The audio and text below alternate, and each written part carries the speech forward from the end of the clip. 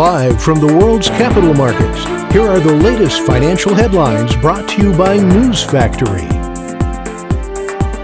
Hello and welcome to Monday's Daily Financial Review.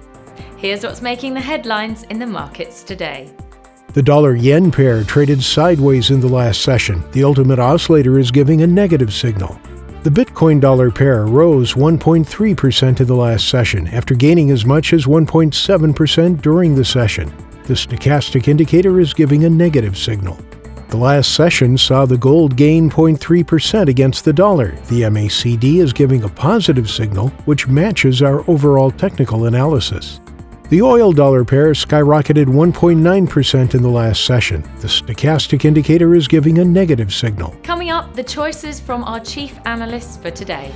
For some of the world's biggest money managers, the OPEC Plus oil price feud is little more than a sideshow when it comes to emerging markets.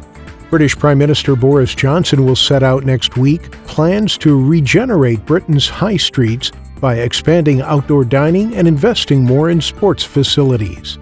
The Australian dollar extended its fall against the US dollar as the COVID Delta variant weighed against the chance for a clean economic recovery. Those were today's major economic events. And now, moving on to world financial headlines. The U.S. 3-month bill auction will be released at 15:30 GMT, the U.S. 6-month bill auction at 15:30 GMT, the Eurozone's Eurogroup meeting at 0000 GMT.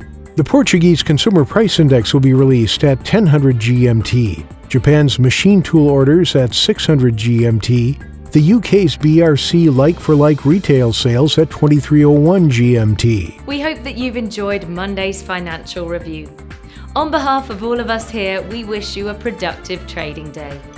Be sure to join us tomorrow morning for the latest news and events from the financial markets.